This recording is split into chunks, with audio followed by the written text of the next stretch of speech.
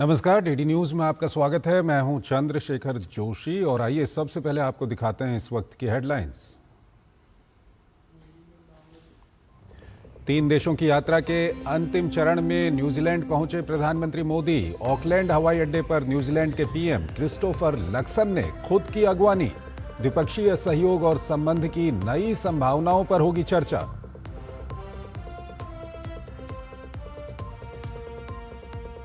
अहम समझौतों के साथ संपन्न हुआ पीएम का ऑस्ट्रेलिया दौरा। दोनों देशों में दिखी स्पोर्ट्स डिप्लोमेसी। यूरेनियम आयात और रक्षा सुरक्षा समझौतों से रिश्तों को मिलेगी नई गति।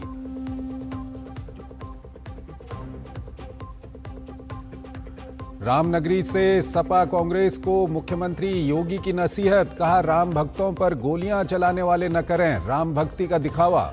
सत्ता में रहते आस्था के साथ खिलवाड़ करने का भी लगाया आरोप।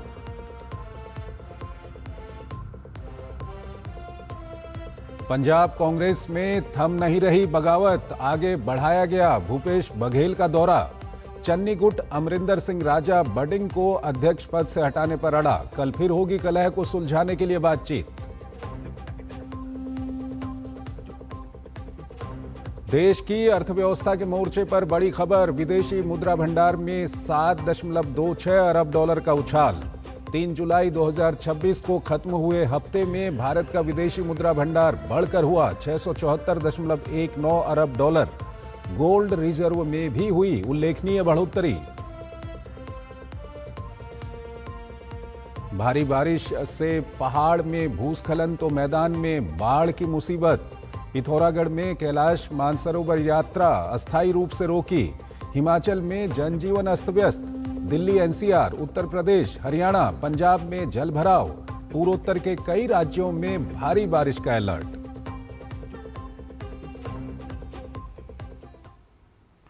और आइए अब खबरों को विस्तार से देखते हैं। 3 देशों की यात्रा के अंतिम चरण में प्रधानमंत्री न्यूजीलैंड पहुंच गए हैं। पीएम के अभिनंदन के लिए न्यूजीलैंड के प्रधानमंत्री हवाई अड्डे पर पहुंचे। 4 दशक में किसी भारतीय पीएम की ये पहली न्यूजीलैंड यात्रा है। 3 देशों की यात्रा के अंतिम चरण में प्रधानमंत्री नरेंद्र मोदी न्यूजीलैंड पहुंच गए हैं। ऑकलैंड पहुंचने पर पीएम के गर्मजोशी से अभिनंदन के लिए न्यूजीलैंड के प्रधानमंत्री क्रिस्टोफर लक्सन हवाई अड्डे पर मौजूद थे।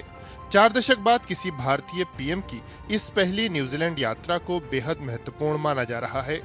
पीएम और न्यूजीलैंड के प्रधानमंत्री की द्विपक्षीय वार्ता में भारत न्यूजीलैंड संबंधों में हुई प्रगति की समीक्षा होगी। साथ ही सहयोग में विस्तार की नई संभावनाओं पर चर्चा की जाएगी। There are some things about trade and commerce.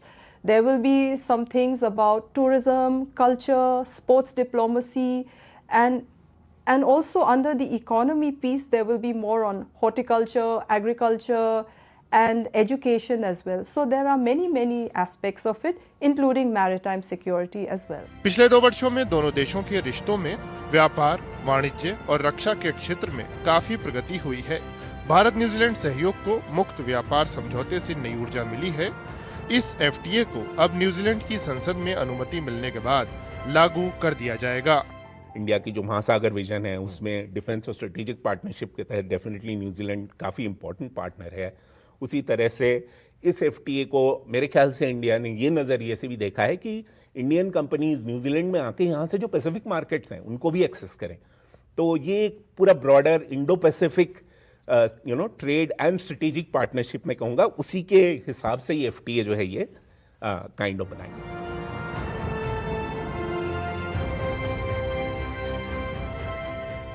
दोनों ही प्रधानमंत्रियों की मुलाकात बीते 2 वर्षों में कई बार हुई है और अब ये मुलाकात जो न्यूजीलैंड के ऑकलैंड में होगी, इस मुलाकात के बाद न सिर्फ वैश्विक बल्कि क्षेत्रीय मसलों को लेकर और इंडो पैसिफिक को लेकर भी विस्तार से बात होने की संभावना है। कैमरा पर्सन जयशंकर के साथ मैं Anand Pratap Singh, DD News, Auckland, New Zealand. New Zealand के ऑकलैंड पहुंचने पर पीएम के अभिनंदन में नाद वोकल एंसेंबल ने शानदार प्रस्तुति दी। पीएम ने सोशल मीडिया प्लेटफॉर्म एक्स पर लिखा कि संगीत में लोगों को एक साथ लाने की अनोखी क्षमता है। इस प्रस्तुति ने भारत न्यूजीलैंड दोस्ती की आत्मीयता और गहराई को बहुत खूबसूरती से दर्शाया।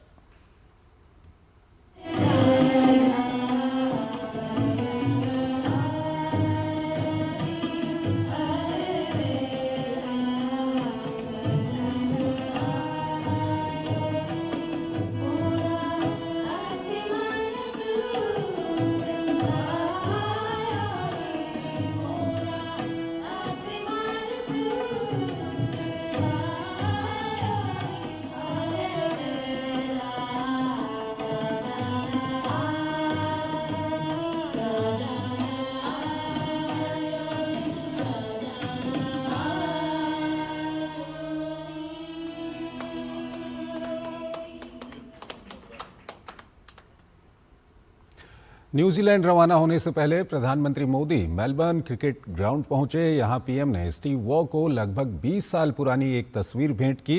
ये तस्वीर तब ली गई थी जब पीएम मोदी गुजरात के मुख्यमंत्री थे और उस समय क्रिकेटर्स से मुलाकात की थी। 20 वर्षों पहले स्टीव वॉ से पीएम की बतौर मुख्यमंत्री मुलाकात दिखाती है कि पीएम हमेशा ही खेलों को लेकर गंभीर रहे हैं और इसकी झलक भारत में खेलों को लेकर बदले परिदृश्य के साथ साथ भारत ऑस्ट्रेलिया के बीच खेल सहयोग रोड मैप में भी स्पष्ट दिखता है। प्रधानमंत्री नरेंद्र मोदी ने मेलबर्न क्रिकेट स्टेडियम में ऑस्ट्रेलिया क्रिकेट की पुरुष टीम के कप्तान रहे स्टीव वॉ के अलावा महिला क्रिकेट टीम की कप्तान रही भारतीय मूल की लीजा स्थालिका से मुलाकात की। उन्होंने प्रधानमंत्री एंथनी एल्बनीज के साथ Bharat Australia sports collaboration road map launch किया। भारत और ऑस्ट्रेलिया के रिश्तों की अपनी डिप्लोमेटिक लैंग्वेज है, इसलिए हमारी मीटिंग्स भी क्रिकेट जैसी लगती है। एजेंडा वनडे जैसा फोकस है, डिसीजन T20 जितने तेज है और पार्टनरशिप टेस्ट मैच जितनी लंबी और गहरी। आने वाले वर्षों में दोनों देशों में ओलंपिक्स और कॉमनवेल्थ गेम्स जैसे बड़े स्पोर्टिंग इवेंट्स आयोजित किए जाएंगे। इससे हमारा खेल सहयोग तो बढ़ेगा ही, स्पोर्ट्स इंफ्रास्ट्रक्चर में निवेश की भी अनेक संभावनाएं बनेगी। प्रधानमंत्री मोदी और ऑस्ट्रेलिया के प्रधानमंत्री एंथनी एल्बनीज पहुंचे मेलबर्न स्टेडियम। दोनों नेताओं के बीच आपसी विश्वास, गर्मजोशी और रिश्तों की प्रगाढ़ता स्पष्ट झलकी। स्टेडियम में उन्होंने मुलाकात की अपने जमाने के दिग्गज बैट्समैन और ऑस्ट्रेलिया पुरुष क्रिकेट टीम के कप्तान रह चुके स्टीव वॉ से। उनके साथ रही महिला क्रिकेट टीम की कप्तान रह चुकी लीजा स्थालिका। खिलाड़ियों के साथ प्रधानमंत्री मोदी ने भारत में खेल इंफ्रा, उभरती प्रतिभा और 2030 में कॉमनवेल्थ गेम और 2036 में ओलंपिक की मेजबानी की दावेदारी की चर्चा की। ऑस्ट्रेलिया ने विश्वास जताया कि खेल के क्षेत्र में भारत और ऑस्ट्रेलिया दोनों देश साथ मिलकर साझेदारी को मजबूती देंगे। प्रधानमंत्री एल्बनीजी के साथ India Australia sports collaboration road map launch करना मेरे लिए बहुत ही खुशी की बात है। इसके तहत हम क्रिकेट के साथ अन्य खेलों में भी सहयोग मजबूत करेंगे। Sports training, sports science and technology के साथ मिलकर के हम आगे बढ़ेंगे।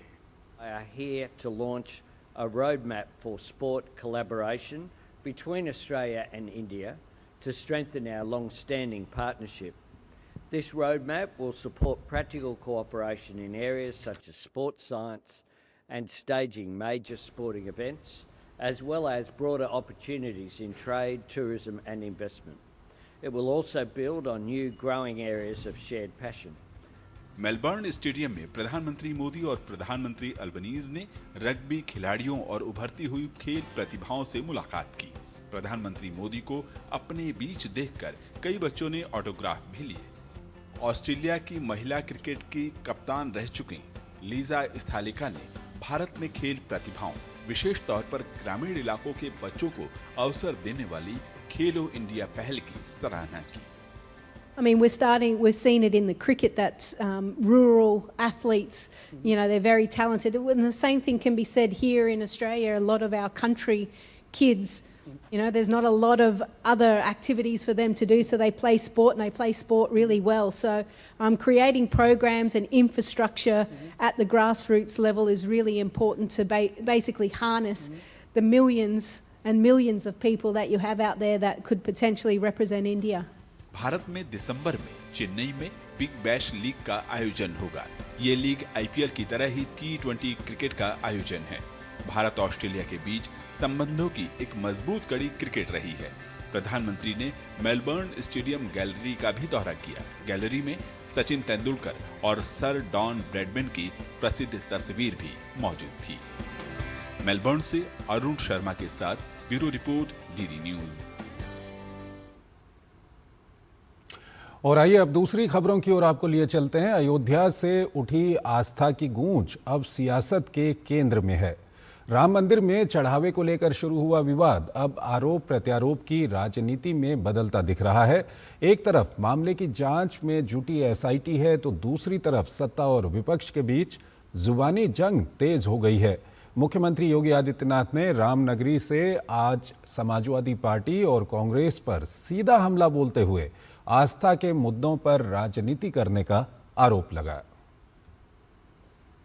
राम मंदिर में चढ़ावे को लेकर सियासी बयानबाजी कर रही समाजवादी पार्टी और कांग्रेस पर मुख्यमंत्री योगी आदित्यनाथ ने रामनगरी से जोरदार पलटवार किया। शुक्रवार को मुख्यमंत्री योगी आदित्यनाथ अयोध्या पहुंचे थे, जहां उन्होंने बीकापुर विधानसभा क्षेत्र के लिए 432 करोड़ रुपए से अधिक की लागत की 217 विकास परियोजनाओं का लोकार्पण और शिलान्यास किया। यहां आयोजित जनसभा को संबोधित करते हुए सीएम योगी आदित्यनाथ ने विपक्ष को हनुमानगढ़ी में नमाज पढ़े जाने के पुराने विवाद की याद दिलाई। सीएम योगी ने आरोप लगाया कि सपा कांग्रेस ने सत्ता में रहते हुए आस्था के साथ खिलवाड़ किया। उन्होंने सवाल किया कि क्या कोई सरकार दिल्ली की जामा मस्जिद में हनुमान चालीसा का पाठ करा सकती है। जो ये लोग आस्था की बात करते हैं, याद करो ना, इन्होंने तो हमारी पवित्र हनुमानगढ़ी में इन्होंने तो वहां नमाज भी पढ़वाने का काम किया था। आप सोचो, क्या कोई जामा मस्जिद में कभी हनुमान चालीसा का पाठ कर पाएगा? क्या सरकारें करवा पाएंगी? क्या समाजवादी पार्टी और कांग्रेस करवा पाएगी? अगर नहीं करा पाएगी तो ये पाप क्यों करवाया गया था? अयोध्या में हनुमानगढ़ी की सीढ़ियों पर नमाज पढ़वाने का पाप क्यों करवाया गया था? सीएम योगी ने कहा कि कुछ लोग आस्था के मुद्दों पर केवल राजनीति करते हैं, जबकि भाजपा सरकार ने अयोध्या के विकास और उसकी सांस्कृतिक विरासत को नई पहचान देने का काम किया है। साथ ही सीएम योगी ने कहा कि जिन लोगों ने वर्षों तक राम मंदिर निर्माण में बाधाएं खड़ी की और राम भक्तों पर गोलियां चलवाई, वे आज राम भक्ति का दिखावा कर रहे हैं। समाजवादी पार्टी और कांग्रेस के लोगों ने मंदिर निर्माण में बाधा खड़ी की, राम के नाम पर प्रश्न खड़ा करने का प्रयास किया, राम भक्तों पर गोलियां चलाए, अयोध्या के नाम पे पहचान का संकट खड़ा किया। ये डबल इंजन की सरकार आई, भगवान राम का भव्य मंदिर का निर्माण हो गया। एक तरफ एसआईटी राम मंदिर में चढ़ावे मामले की तेजी से जांच कर रही है, तो वहीं दूसरी ओर विपक्ष मामले को सियासी रंग देने में जुटा है। Bureau report, DD news. Punjab Congress में सियासी घमासान थमने का नाम नहीं ले रहा। प्रदेश अध्यक्ष की कुर्सी से शुरू हुआ विवाद अब हाईकमान की प्रतिष्ठा का सवाल बनता दिख रहा है। भूपेश बघेल को दोनों खेमों से बात कर समाधान तलाशने के लिए भेजा गया, लेकिन अपनी राजनीतिक दावेदारी पर अड़े चरणजीत सिंह चन्नी प्रभारी से मिलने ही नहीं पहुंचे। पंजाब कांग्रेस में जारी कलह के चलते भूपेश बघेल को अपना पंजाब दौरा अब आगे बढ़ाना पड़ा और अब खबर है कि भूपेश बघेल और चन्नी धड़े के बीच कल बातचीत होगी और इस मीटिंग में चरणजीत सिंह चन्नी, तृप्त राजेंद्र बाजवा समेत कई सीनियर नेता शामिल हो सकते हैं। इसको क्या समझ आता है, क्या नहीं आता है, ये फैसला है राहुल जी का और खड़गे साहब का। किसी भी व्यक्ति के अगर जूते भी अपने सिर पर उठाने पड़े तो मेरे में इस बात के लिए कोई ईगो प्रॉब्लम नहीं है। आखिर 6 माह में ऐसा क्या हुआ कि तेवर भी बदल गए और बोल भी? जो नेता कल तक हाईकमान के फैसले को अंतिम बता रहे थे, वही आज कह रहे हैं अगर सिर पर किसी का जूता रखकर भी चलना पड़े तो उससे भी परहेज नहीं। सवाल है, क्या पंजाब कांग्रेस में सत्ता की सियासत ने सबको झुकने पर मजबूर कर दिया है? पंजाब कांग्रेस में ऑल इज नॉट वेल। प्रभारी भूपेश बघेल भी हो गए फेल। राजा वारिंग और चन्नी गुट में रार। दिल्ली दरबार के फैसले का इंतजार। पंजाब की राजनीति छोड़ चरणजीत सिंह चन्नी कई दिनों तक दिल्ली दरबार की चौखट नापते रहे। 4 दिन तक हाईकमान से मुलाकात की हर कोशिश की, लेकिन दरवाजे नहीं खुले। जब दिल्ली में कोई सुनवाई नहीं हुई तो लौटना पड़ा उन्हीं बघेल के सामने, जिनसे 36 का आंकड़ा दिखाया जा रहा था। मुझे फोन आया था राणा गुरजीत का, हम लोग मिलने गए।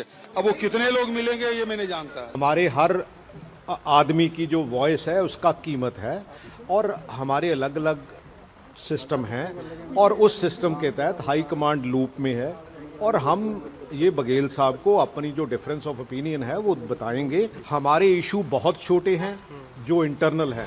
दरअसल पूर्व मुख्यमंत्री चरणजीत सिंह चन्नी कुर्सी की चाहत रखते हैं। अमरिंदर सिंह राजा वडिंग को प्रदेश अध्यक्ष बनाने से बौखला गए हैं। चुनाव से पहले ही मुख्यमंत्री का फेस बन जाना चाहते हैं और प्रदेश में पार्टी की लगाम अपने हाथ में रखना चाहते हैं। पंजाब कांग्रेस की लड़ाई सिर्फ संगठन की नहीं बल्कि भविष्य की सत्ता की भी है। चन्नी अच्छी तरह जानते हैं कि हाल के वर्षों में कांग्रेस में प्रदेश अध्यक्ष की कुर्सी कई राज्यों में मुख्यमंत्री की कुर्सी तक पहुंचने का सबसे मजबूत रास्ता बनी है। तेलंगाना में रेवंत रेड्डी प्रदेश अध्यक्ष से सीधे मुख्यमंत्री की कुर्सी तक पहुंचे। पंजाब में भी यही राजनीतिक गणित अब खुलकर दिखाई देने लगा है। चंडीगढ़ से दिल्ली तक, बंद कमरों से सड़कों तक, कांग्रेस में जो कलह दिखी उसने विरोधियों को भी मौका दे दिया। अब भाजपा कह रही है कि राहुल गांधी हॉलीडे मोड में हैं और उनकी पार्टी कॉन्फ्लिक्ट मोड में। The real question needs to be asked is, in all this episode, Congress episode, where is Rahul Gandhi? Has Rahul Gandhi been in the country for the past 20 days? Is Rahul Gandhi today in the country? The clear answer is no. विरोधियों में सवाल इसलिए भी हैं क्योंकि कर्नाटक में हाल ही में कांग्रेस की कला दिल्ली तक नजर आई थी। अब एक बार फिर राजनीतिक महत्वाकांक्षाएं कांग्रेस के लिए चुनौती बन रही हैं। चन्नी वर्सेस राजा वडिंग की रस्साकशी में सवाल यही है कि क्या हाईकमान इस बार भी डैमेज कंट्रोल कर पाएगा। Bureau report, DD news. Karnataka में चल रही एसआईआर प्रक्रिया को लेकर फिर से सियासत गर्मा गई है। इस प्रक्रिया में राज्य सरकार की ओर से जारी किए जा रहे परमानेंट रेजिडेंस सर्टिफिकेट को लेकर सियासत तेज हो गई है। केंद्रीय राज्य मंत्री शोभा करंदलाजे ने इस पहल का कड़ा विरोध करते हुए राज्य सरकार पर गंभीर आरोप लगाए हैं। उनका कहना है कि कर्नाटक सरकार अवैध रूप से रह रहे लोगों को वैध पहचान देने की कोशिश कर रही है, जिससे देश की आंतरिक और राष्ट्रीय सुरक्षा पर खतरा पैदा हो सकता है। उन्होंने ये भी आरोप लगाया कि मैसूर में एनुमरेशन फॉर्म लेने और जमा करने के नाम पर लोगों से अवैध रूप से पैसे वसूले जा रहे हैं। कर्नाटक में एसआईआर चल रहा है, उसके बीच में ही राज्य सरकार परमानेंट रेसिडेंसी कार्ड सर्टिफिकेट देने का एक ऑफिशियली ऑर्डर निकाला। उसका उद्देश्य क्या है? उद्देश्य एक ही है, कर्नाटक में लाखों लोग वेस्ट बंगाल से, बिहार से किसको भगाया, वो कर्नाटक आया, कंप्लेंट दिया। अभी वही लोगों को परमानेंट रेसिडेंसी सर्टिफिकेट ये सरकार दे रहे हैं। कर्नाटक में चल रही एसआईआर प्रक्रिया के बीच केंद्रीय मंत्री एचडी कुमारस्वामी ने कांग्रेस सरकार पर निशाना साधा है। उन्होंने आरोप लगाया कि जिन लोगों के नाम मतदाता सूची में नहीं हैं, उन्हें जोड़ने के लिए सरकार अपनी शक्ति का दुरुपयोग कर रही है। कुमारस्वामी ने चुनाव आयोग से मामले को गंभीरता से लेने की मांग की है। This Congress government in Karnataka, under the leadership of great Shiv Kumar, they are giving permanent residential cards.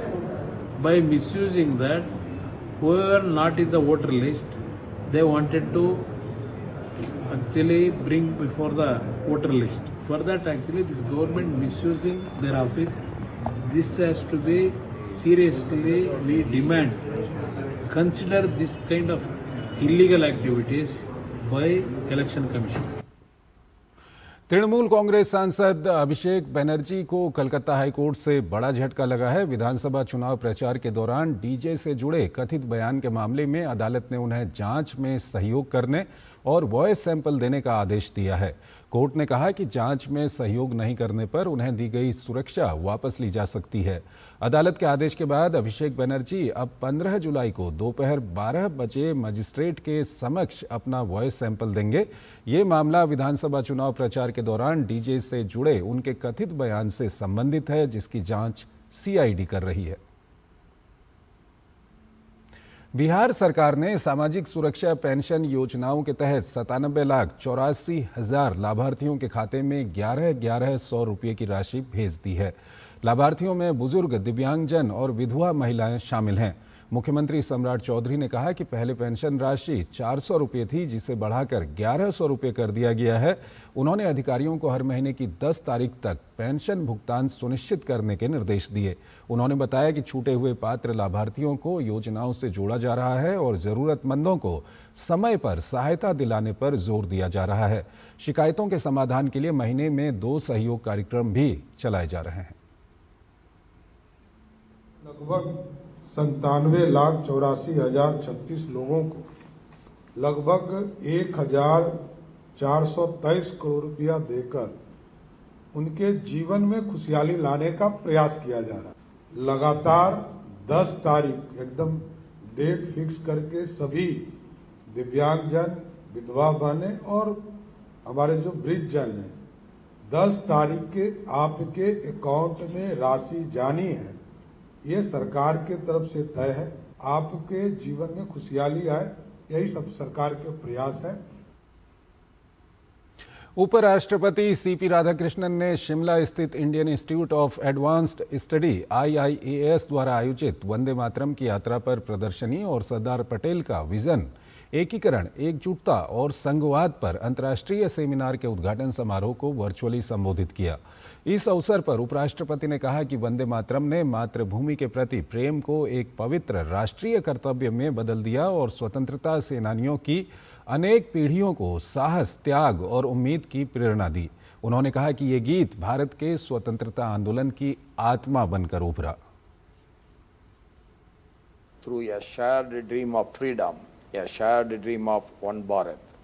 Few expressions capture that awakening as powerfully as Vande Mataram. When Bankim Chandra Chattopadhyay ji penned these immortal words, he gave voice to the soul of the nation, yearning to breathe free. Our countless freedom fighters, this song was more than just words. They were a source of courage, sacrifice and hope. Many marched to the gallows with Vande Mataram on their lips. Vande Mataram transformed love for one's motherland into a sacred national duty. Sardar Vallabh भाई पटेल को श्रद्धांजलि देते हुए उपराष्ट्रपति राधाकृष्णन ने कहा कि सरदार पटेल ने केवल रियासतों का ही नहीं बल्कि देशवासियों के दिलों को भी जोड़ा। साथ ही उन्होंने एक राष्ट्र, एक संविधान और साझा भविष्य की मजबूत नींव रखी। At the dawn of independence, Bharat had to face several challenges. The biggest among them was the making of one single Bharat. Sardar Vallabhbhai Patel ji rose to that challenge. He not only integrated territories, he united the hearts. His vision ensured that generations of Indians could inherit one nation, one constitution and one common destiny. रक्षा मंत्री राजनाथ सिंह ने भारतीय नौसेना की क्षमता और समर्पण की सराहना करते हुए कहा कि भारत हिंद महासागर क्षेत्र में शांति, स्थिरता और सुरक्षा का प्राथमिक गारंटर है। स्वदेशी स्टील्थ फ्रिगेट महेंद्रगिरी के कमीशनिंग से ठीक पहले आयोजित 12 खाना कार्यक्रम में नौसेना कर्मियों को संबोधित करते हुए उन्होंने कहा कि जटिल होते वैश्विक सुरक्षा परिदृश्य में नौसेना निरंतर राष्ट्र के समुद्री हितों की रक्षा कर रही है और तिरंगे को गर्व के साथ बुलंद रखे हुए है। राजनाथ सिंह ने क्षेत्र के रणनीतिक महत्व पर विस्तार से प्रकाश डाला। उन्होंने बताया कि भारत का 90% से अधिक व्यापार समुद्री मार्गों पर निर्भर है। ऊर्जा सुरक्षा, विशाल विशेष आर्थिक क्षेत्र और द्वीपीय इलाकों की सुरक्षा देश के आर्थिक विकास और राष्ट्रीय हितों के लिए अत्यंत जरूरी है। रक्षा मंत्री ने जोर देकर कहा कि हिंद महासागर हमारा आंगन है और इसकी सुरक्षा हमारी जिम्मेदारी है। रक्षा मंत्री ने आत्मनिर्भर भारत अभियान की सराहना करते हुए महेंद्रगिरी फ्रिगेट को स्वदेशी रक्षा क्षमताओं का शानदार उदाहरण बताया। राजनाथ सिंह ने आश्वासन दिया कि सरकार नौसेना को विश्व के सर्वश्रेष्ठ हथियार, तकनीक और संसाधन उपलब्ध कराएगी, लेकिन अंतिम जीत हथियार नहीं बल्कि उन्हें चलाने वाले साहसी सैनिक ही दिलाते हैं। इस अवसर पर नौसेना प्रमुख एडमिरल कृष्णा स्वामीनाथन, पूर्वी नौसेना कमान के flag officer commanding in chief vice admiral Sanjay Bhalla समेत नौसेना के वरिष्ठ अधिकारी मौजूद थे। रोज नए कीर्तिमान गढ़ रहा है। कल होने वाली INS महेंद्रगिरी की कमीशनिंग भी इसका ही मैं मानता हूं कि उदाहरण है। वॉरफेयर का स्वरूप तेजी से बदल रहा है। ऐसी लड़ाइयां हैं जो युद्ध की घोषणा के बिना ही लड़ी जाती हैं। आने वाले कल का शत्रु शायद वैसा नहीं दिखेगा जैसा बीते हुए कल का शत्रु दिखता था। हमारी सरकार आपको सबसे अच्छे हथियार, सबसे अच्छी टेक्नोलॉजी और सबसे अच्छे रिसोर्सेज देने में पूरी कोशिश करेगी, कोई कमी न रहे। और साथ ही यह भी याद रखना होगा कि केवल हथियार युद्ध नहीं जीतते, हथियार चलाने वाले लोग ही युद्ध जीतते हैं। केंद्रीय गृह एवं सहकारिता मंत्री अमित शाह ने नई दिल्ली में सीमांत जिला पुलिस अधीक्षक सम्मेलन 2026 को संबोधित किया। उन्होंने कहा कि केंद्र सरकार का स्मार्ट बॉर्डर विजन आधुनिक तकनीक, बेहतर निगरानी, मजबूत इंफ्रास्ट्रक्चर और सुरक्षा एजेंसियों के समन्वय पर आधारित है। गृह मंत्री ने कहा कि पिछले 12 वर्षों में सरकार ने वैज्ञानिक दृष्टिकोण अपनाते हुए सीमा सुरक्षा को मजबूत किया है। सीमा इंफ्रास्ट्रक्चर को सर्वोच्च प्राथमिकता देते हुए सड़कों, सुरक्षा सुविधाओं और अन्य आवश्यक ढांचों का तेजी से विकास किया गया है। उन्होंने कहा कि 2013 की तुलना में आज सीमा क्षेत्र के इंफ्रास्ट्रक्चर में व्यापक बदलाव आया है और सरकार ने मजबूत सीमा व्यवस्था की मूल आवश्यकता को प्रभावी ढंग से पूरा किया है। विगत 12 साल में एक वैज्ञानिक दृष्टिकोण के साथ बॉर्डर सुरक्षा के लिए, सीमा सुरक्षा के लिए काम हुआ है। सबसे पहले बॉर्डर इंफ्रास्ट्रक्चर पर राजस्व खर्च होना, इसकी प्रायोरिटी चिन्हित करना और चिन्हित प्रायोरिटी पर इंफ्रास्ट्रक्चर को बढ़ाना। हम पीछे मुड़कर देखते हैं तो 2013 का बॉर्डर इंफ्रास्ट्रक्चर और आज के बॉर्डर इंफ्रास्ट्रक्चर में 400% का परिवर्तन है। मैं आंकड़े देना नहीं चाहता, बहुत लंबी बात है, मगर एक वैज्ञानिक दृष्टिकोण के साथ बॉर्डर सुरक्षा की पहली जो रिक्वायरमेंट थी, बॉर्डर के इंफ्रास्ट्रक्चर को मजबूत करना, इसको सरकार ने बहुत अच्छे तरीके से किया है। विदेश मंत्री डॉक्टर जयशंकर ओमान के दौरे पर हैं। विदेश मंत्री ने आज ओमान में रहने वाले भारतीय प्रवासियों से बातचीत की। सोशल मीडिया पोस्ट में डॉक्टर जयशंकर ने कहा कि भारत ओमान संबंधों को मजबूत करने के प्रति उनका उत्साह स्पष्ट रूप से दिखाई देता है। उन्होंने भारत ओमान साझेदारी में भारतीय प्रवासियों के योगदान की सराहना की। भारत और अफगानिस्तान के बीच व्यापारिक सहयोग को नई दिशा देने की कोशिशों के तहत आज नई दिल्ली में इंडिया अफगानिस्तान ट्रेड अपॉर्चुनिटीज विषय पर एक इंडस्ट्री इंटरैक्टिव सेशन का आयोजन किया गया। विदेश मंत्रालय के सहयोग से आयोजित इस कार्यक्रम में अफगानिस्तान के कृषि, सिंचाई एवं पशुपालन मंत्री मौलवी अताउल्ला उमरी के नेतृत्व में आए व्यापारिक प्रतिनिधिमंडल ने भारतीय उद्योग जगत के प्रतिनिधियों के साथ विभिन्न क्षेत्रों में सहयोग की संभावनाओं पर चर्चा की। कार्यक्रम के दौरान उर्वरक, कृषि रसायन, कृषि उपकरण, पशु चिकित्सा दवाओं एवं वैक्सीन, कॉटन प्रोसेसिंग और फूड प्रोसेसिंग जैसे क्षेत्रों में व्यापार, निवेश, तकनीकी सहयोग और बाजार तक पहुंच बढ़ाने के अवसरों पर विस्तार से विचार विमर्श किया गया।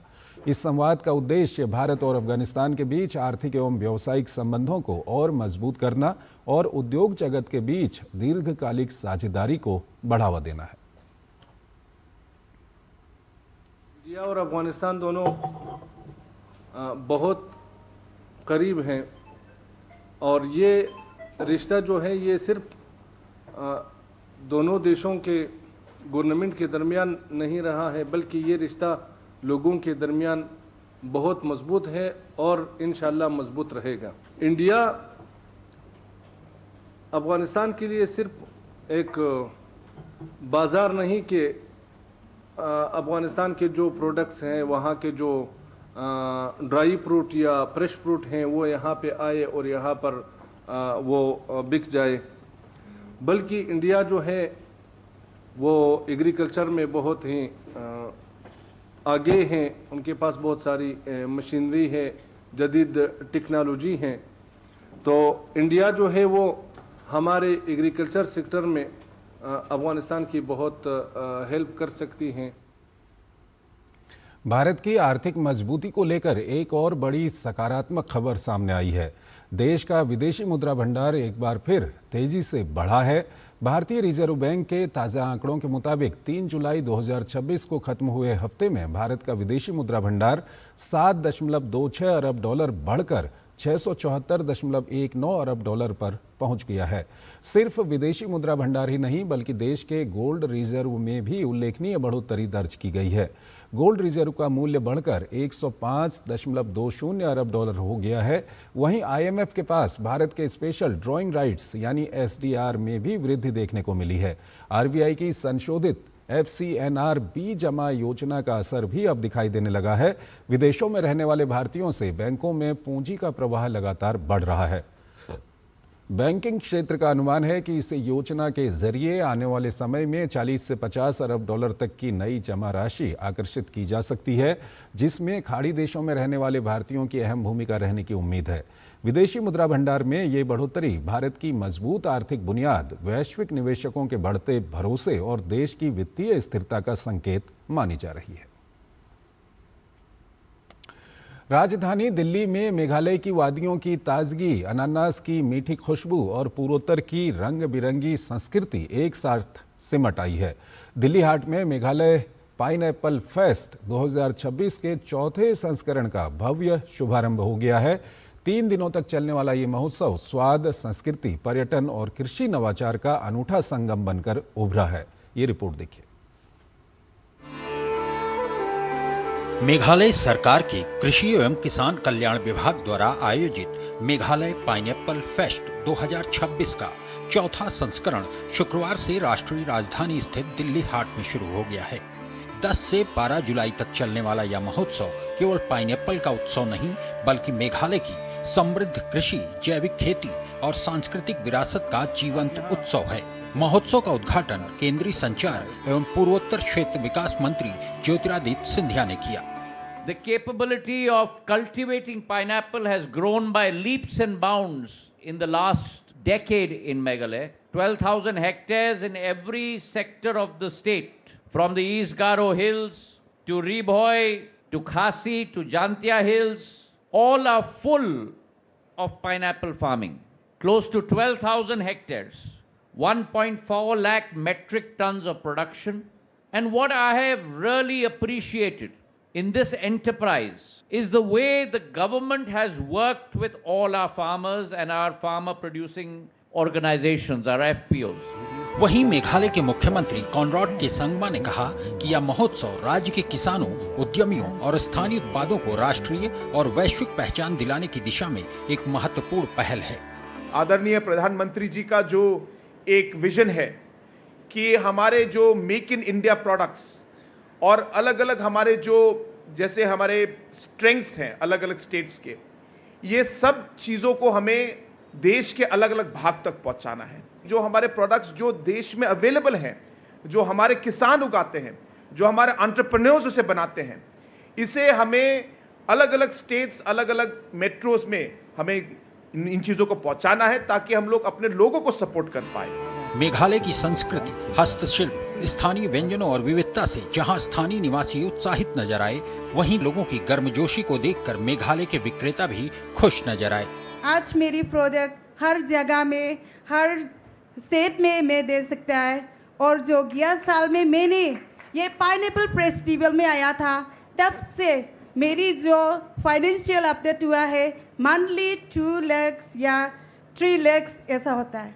कोई अलग ही टेस्ट होता है, तो इसलिए मैं स्पेशली वेट करती हूँ जब ये फेस्टिवल आता है खरीदने के लिए। तो आप देख रहे हैं आज मैंने कितने सारे खरीदे हैं और बहुत जूसी होते हैं, बहुत फ्रेश और स्पेशल पाइनएप्पल है उनके। स्पेशल हल्दी होती है, लाकाडोंग हल्दी, वो खरीदी है, जिंजर खरीदा है और सिनेमन खरीदा है, वो मेघालय से स्पेशली आता है। उम्मीद है कि यह आयोजन न सिर्फ किसानों के लिए नए अवसरों के द्वार खोलेगा बल्कि मेघालय के पाइनएप्पल और उसकी सांस्कृतिक पहचान को दुनिया के नक्शे पर और भी मजबूत करेगा। उर्मिलेश भट्ट की रिपोर्ट, डीडी न्यूज। देश में डिजिटल स्वास्थ्य सेवाओं को और सशक्त बनाने की दिशा में आयुष्मान भारत डिजिटल मिशन लगातार नई उपलब्धियां हासिल कर रहा है। केंद्रीय स्वास्थ्य मंत्री जेपी नड्डा ने आज आयुष्मान भारत डिजिटल मिशन के स्टीयरिंग ग्रुप की तीसरी बैठक की अध्यक्षता की।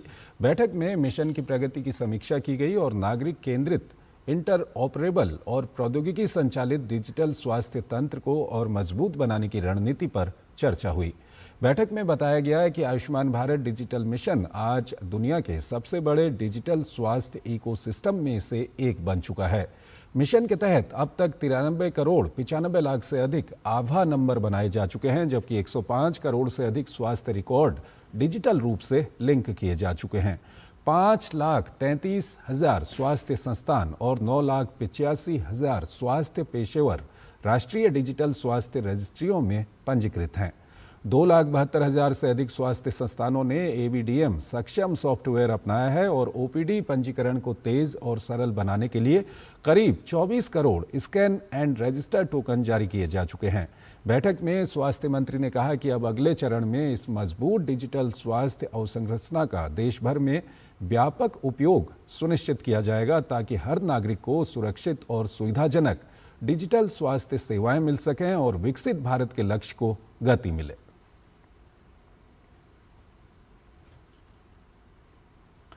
तो केंद्रीय मंत्री JP नड्डा की अध्यक्षता में AVDM मिशन स्टीयरिंग ग्रुप की बैठक हुई। बैठक में मिशन की प्रगति की समीक्षा की गई। डिजिटल स्वास्थ्य तंत्र को और मजबूत बनाने की रणनीति पर चर्चा हुई। AVDM दुनिया के सबसे बड़े डिजिटल स्वास्थ्य इकोसिस्टम में से एक है। 105 करोड़ से ज्यादा स्वास्थ्य रिकॉर्ड डिजिटल रूप से लिंक किए गए हैं। 5,33,000 स्वास्थ्य संस्थान डिजिटल रजिस्ट्रियों में पंजीकृत हैं। 9,85,000 स्वास्थ्य पेशेवर राष्ट्रीय डिजिटल रजिस्ट्रियों से जुड़े हैं। 2,72,000 से अधिक संस्थानों ने AVDM सक्षम सॉफ्टवेयर अपनाया है।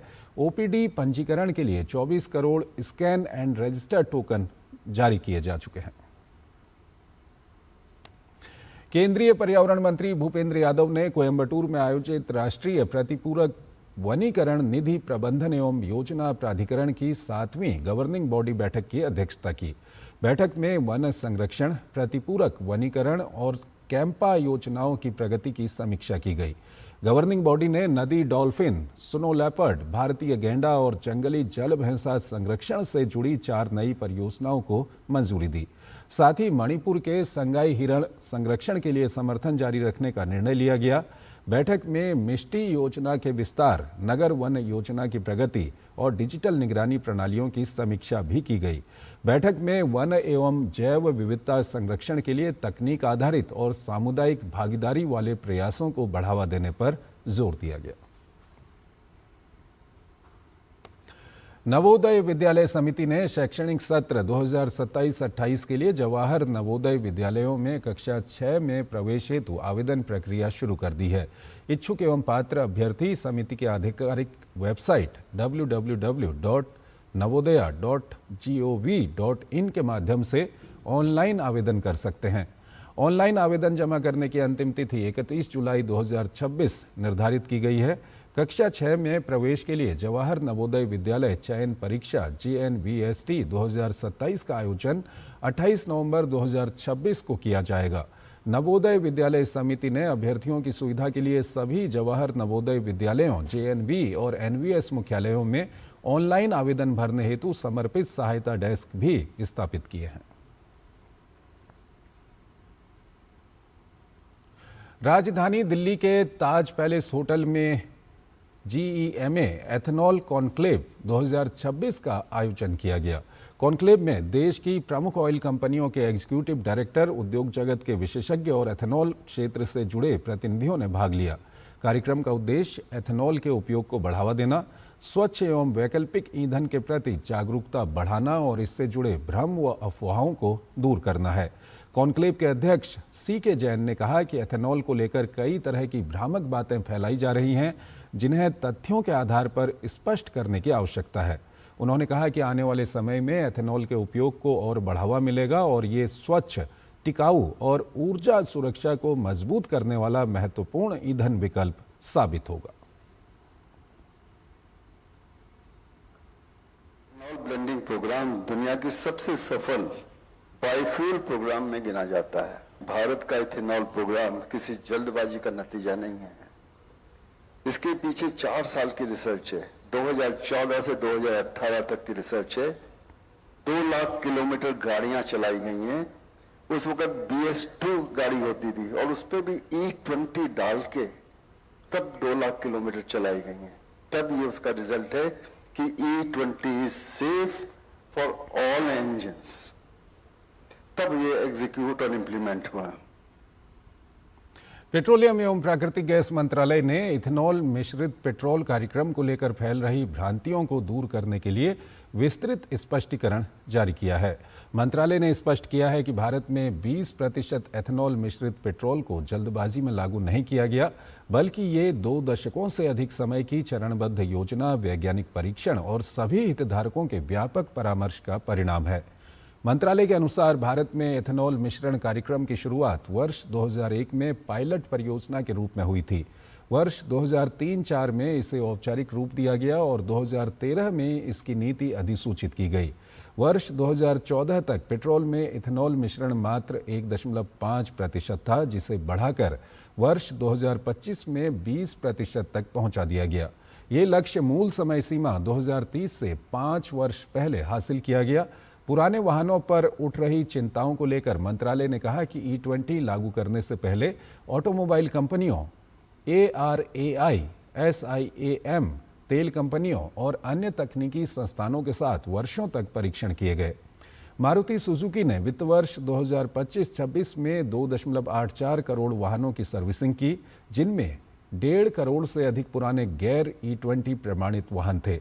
लेकिन E20 के कारण रबर, इंजन या ईंधन प्रणाली को नुकसान पहुंचने का कोई व्यापक मामला सामने नहीं आया। हीरो मोटोकॉर्प ने भी इसी प्रकार के अनुभव साझा किए हैं। सरकार ने यह भी स्पष्ट किया कि E20 से कुछ वाहनों में 3 से 5% तक माइलेज में कमी आ सकती है। मंत्रालय ने यह भी बताया कि E20, E10 और शुद्ध पेट्रोल को एक साथ उपलब्ध कराना देश के विशाल ईंधन वितरण नेटवर्क के लिए व्यवहारिक नहीं है। देश भर में 1 लाख से अधिक पेट्रोल पंपों पर अलग अलग आपूर्ति श्रृंखला चलाने से लागत और लॉजिस्टिक जटिलताएं काफ़ी बढ़ जाएंगी। सरकार ने नागरिकों से अपील की है कि वो सोशल मीडिया पर फैलाई जा रही भ्रामक सूचनाओं पर भरोसा न करें। भारत के पहले मानव अंतरिक्ष मिशन गगनयान की तैयारियों को एक और बड़ी सफलता मिली है। मध्य प्रदेश के श्योपुर में भारतीय अंतरिक्ष अनुसंधान संगठन यानी इसरो ने गगनयान के मुख्य पैराशूट सिस्टम का सफल परीक्षण किया है। ये परीक्षण अंतरिक्ष यात्रियों की सुरक्षित वापसी सुनिश्चित करने की दिशा में बेहद महत्वपूर्ण कदम माना जा रहा है। श्योपुर स्थित ADRDE के ड्रॉप जोन में किए गए इस परीक्षण के लिए भारतीय वायुसेना के IL-76 विमान का इस्तेमाल किया गया। विमान से करीब 2.5 किलोमीटर की ऊंचाई पर एक परीक्षण असेंबली को हवा में छोड़ा गया, जिसमें मुख्य पैराशूट और डमी पेलोड लगाया गया था। परीक्षण के दौरान पहले पैराशूट ने असेंबली की गति को नियंत्रित किया, जिसके बाद मुख्य पैराशूट सक्रिय हुआ और पेलोड को सुरक्षित तरीके से जमीन तक पहुंचाया। इसरो के मुताबिक ये परीक्षण अधिकतम भार की स्थिति में मुख्य पैराशूट सिस्टम की क्षमता और विश्वसनीयता को परखने के लिए किया गया था। इस integrated main parachute airdrop test यानी IMAT श्रृंखला का 5वां सफल परीक्षण इसे बताया गया है।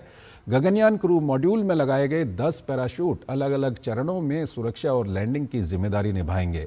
इस सफल परीक्षण के साथ गगनयान मिशन को नई मजबूती मिली है और भारत के अंतरिक्ष यात्रियों की सुरक्षित वापसी का भरोसा और बढ़ा है।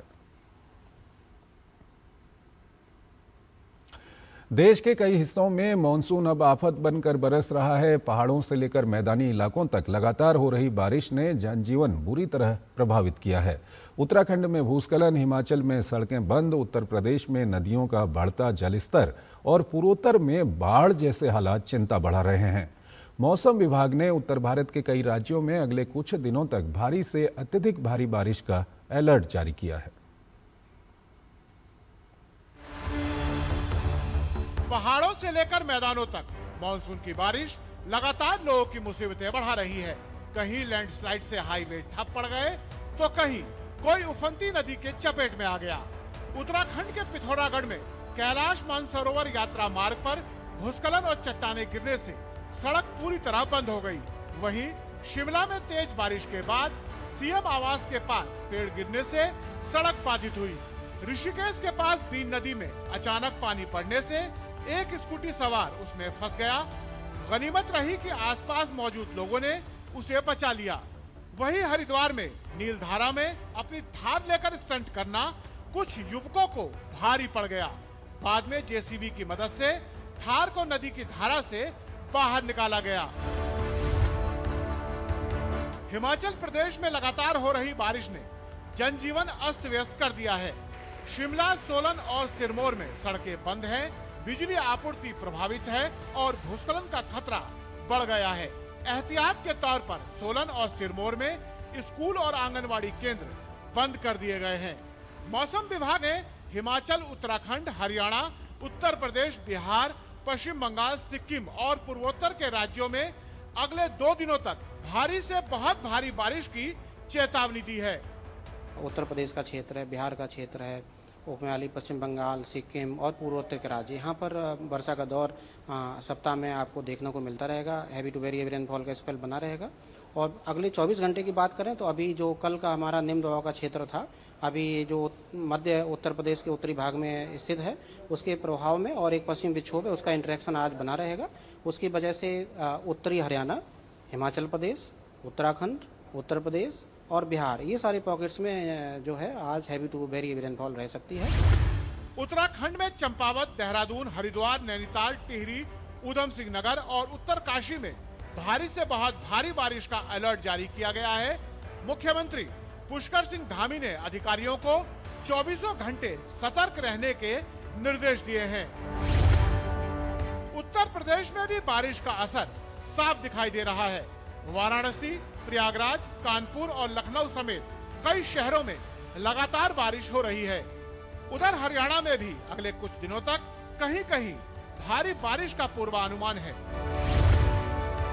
बिहार के 23 जिलों के लिए मौसम विभाग ने अलर्ट जारी किया है। सीमांचल, कोसी, मिथिलांचल और उत्तर बिहार के जिलों में बारिश का असर सबसे ज्यादा देखने को मिल सकता है। वहीं पश्चिम बंगाल में भी बारिश का सिलसिला जारी है। कूच बिहार में बीते 24 घंटों में 143 मिलीमीटर बारिश दर्ज की गई है, जबकि कोलकाता में जलभराव से यातायात प्रभावित हुआ है। वहीं त्रिपुरा में बाढ़ की वजह से 3 जिलों के करीब 11,000 लोगों को राहत शिविरों में पहुंचाया गया है। अरुणाचल प्रदेश में बाढ़ और भूस्खलन से हुए नुकसान का आकलन करने के लिए गृह मंत्रालय की अंतर मंत्रालयीय केंद्रीय टीम ने प्रभावित इलाकों का दौरा किया और हर संभव सहायता का भरोसा दिया। Bureau report, DD news. कृत्रिम बुद्धिमत्ता यानी आर्टिफिशियल इंटेलिजेंस के क्षेत्र में लैंगिक समावेशिता को लेकर एक महत्वपूर्ण पहल सामने आई है। सिविल सेवक निमिषा झा द्वारा लिखित पुस्तक इंडियाज एआई थ्रू हर लेंस का विमोचन शुक्रवार को राजधानी नई दिल्ली में केंद्रीय विधि एवं न्याय मंत्री अर्जुन राम मेघवाल ने किया। इस पुस्तक में भारत की एआई यात्रा के संदर्भ में लैंगिक, संवेदनशील और समावेशी कृत्रिम बुद्धिमत्ता की आवश्यकता पर विस्तार से चर्चा की गई। विमोचन कार्यक्रम में केंद्रीय विधि एवं न्याय मंत्री अर्जुन राम मेघवाल ने कहा कि समय के साथ साथ आर्टिफिशियल इंटेलिजेंस को लेकर व्याप्त भ्रांतियां अब दूर हो रही हैं। टेक्नोलॉजी हमारे जीवन में आती है तो फिर पीछे मुड़ के नहीं देख सकते, चैलेंज है। अभी ग्लोबल समिट हुआ एआई को लेकर के ही, भारत में दिल्ली में ही हुआ। बहुत बड़ा मंथन हुआ कि आर्टिफिशियल इंटेलिजेंस से रोजगार कम हो जाएंगे, ऐसा एक 3 घंटे का सेशन था। लेकिन बाद में क्या निर्णय लिया उन्होंने कहा रोजगार के अवसर कम नहीं होंगे, रोजगार का स्वरूप बदल जाएगा। और वहीं पुस्तक की लेखिका और सिविल सेवक निमिषा झा ने इस बात पर जोर दिया है कि तकनीक के विकास में महिलाओं की भागीदारी और दृष्टिकोण को शामिल करना क्यों जरूरी है, ताकि एआई सभी वर्गों के लिए समान रूप से लाभकारी बन सके। I have authored the book India's AI Through Her Lens. The book is a conversation between technology, society and responsibility. I think we are at the AI deployment era, and at the dawn of AI, we need to bring the conversation where gender is the pulse of AI. तो इस bulletin में फिलहाल इतना ही। आप बने रहिए DD news के साथ। नमस्कार।